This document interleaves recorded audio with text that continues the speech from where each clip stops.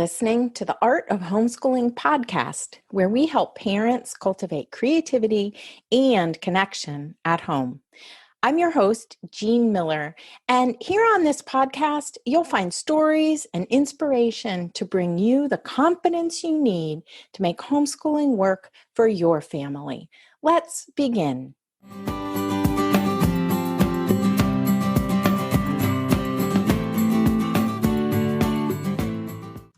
I don't believe you need to purchase a curriculum package to homeschool with the Waldorf approach, or really any approach. I believe you can customize and create your own homeschool plans. Let me tell you about it. Homeschooling parents come to me after they've purchased one curriculum after another. They're trying to follow the curriculum as written, but feel like they're falling behind, failing, and drowning in overwhelm. And that's no fun, is it?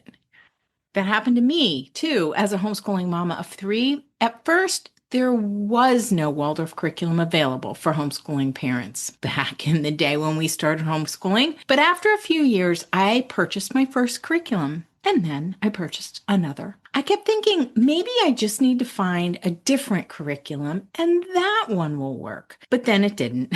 I was determined to discover a path to teaching my children at home in a way that felt satisfying to me and meaningful to my whole family, to each of my children, and to myself.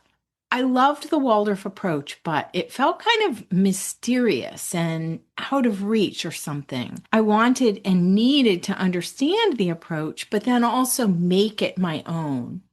So now, all these years later, as I help homeschoolers like you find your way, I think I'm the only homeschooling mentor who says you're actually better off not following someone else's curriculum right out of the box. So on the podcast today, I want to give you a simple starting point for what that might look like. How to embrace Waldorf without the box and create a custom approach for your family. Because when you realize your homeschool life is not an open and go kind of operation, and that it will thrive from your customized inspiration, you'll feel so much better teaching your kiddos. I help all kinds of holistic homeschoolers discover simplicity, plan engaging homeschool lessons, and gain confidence on the homeschooling journey.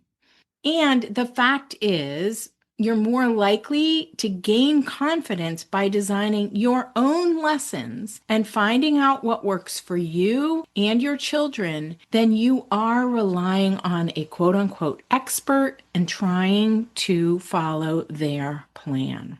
Here's a quote from Rudolf Steiner, the founder of the Waldorf approach. He said, "As long as the teacher feels in harmony with the principles and with the methods employed, he or she must be given the freedom in his or her work instead of being tied to fixed standards."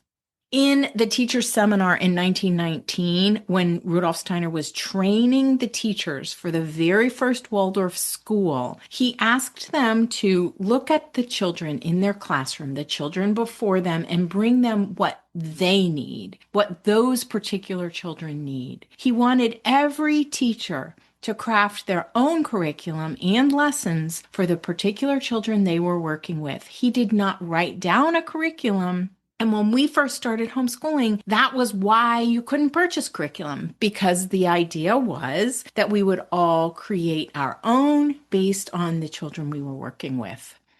So how do we do that?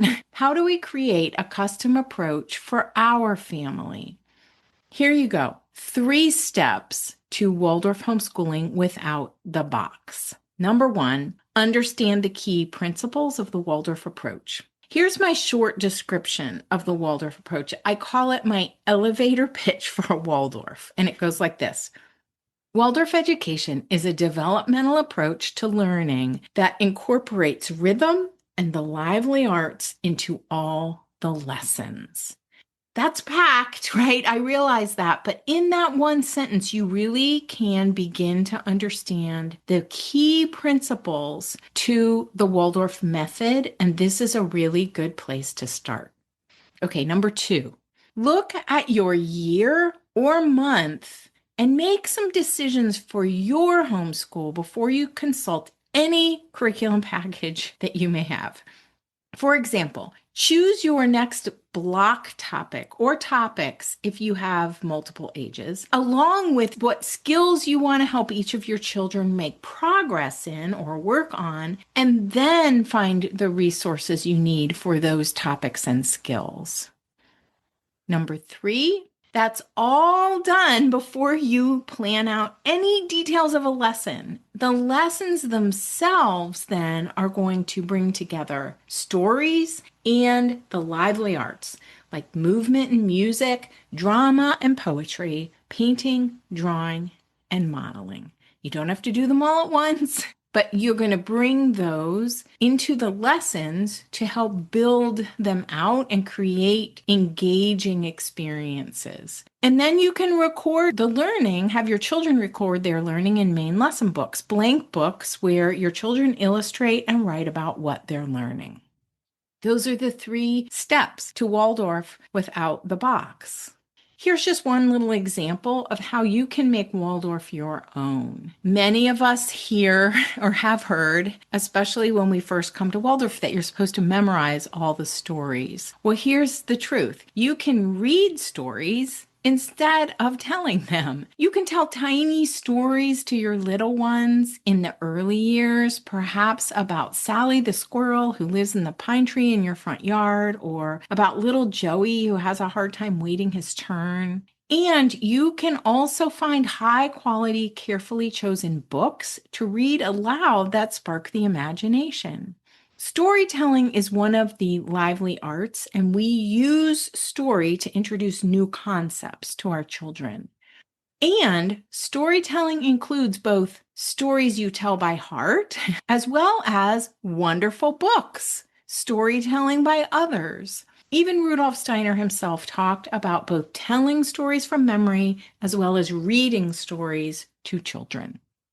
So, when it's time to plan whatever comes next for you, I want you to hold on to this idea that planning can be simple, straightforward, and customized to suit your family. Start with the 3 steps in this episode. I know it may seem almost too easy, like you want someone to just tell you what to do, but you won't really know until you do it. You won't really know what's working. So we have to look at this like we're going to try something and we're going to observe how it goes, and then we'll adjust from there.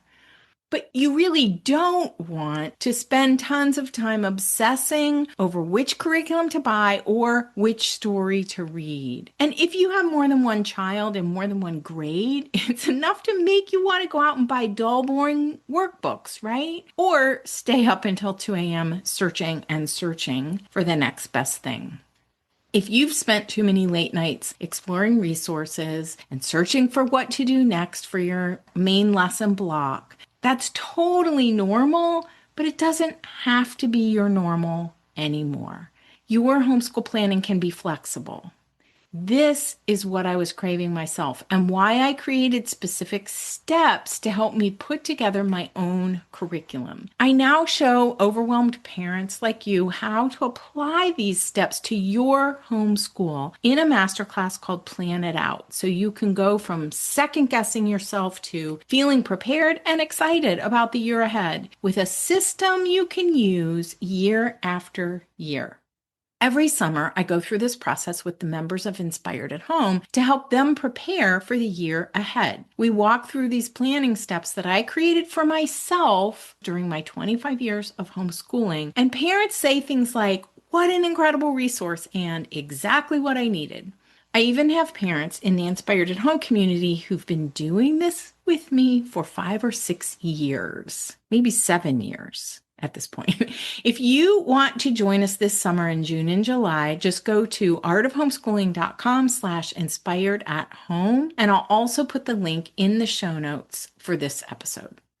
Plan It Out is set up for you to work through the lessons at your own pace, on your own schedule. There are videos and printables to help you create your unique plan. It's that simple. And along the way, as you plan, you get coaching from me. Plus, a huge bonus is you won't be doing this alone. You can get feedback from other homeschoolers in our private Facebook community and on our live calls, so you can get your questions answered and get all the guidance you need. Whether you choose to join Inspired at Home for Plan It Out or not, here's what I want you to take away from this episode. The reason why so many homeschool parents are overwhelmed, over planning, or stuck is that they haven't taken the time to tailor the lessons to the real needs of their family.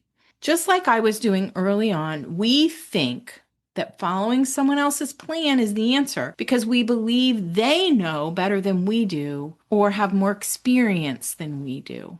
But by doing that, we're imposing fixed standards rather than embracing freedom and flexibility. And we overlook the importance of making our homeschool plans sustainable and enjoyable. So start with the 3 steps I talked about here. Number 1, understand the principles of the approach. Number 2, look at the year or month ahead and make decisions like which blocks to bring, what skills you want to focus on. And then craft your lessons around great stories and weave in hands-on lively arts to bring those stories to life and create memorable experiences for your children.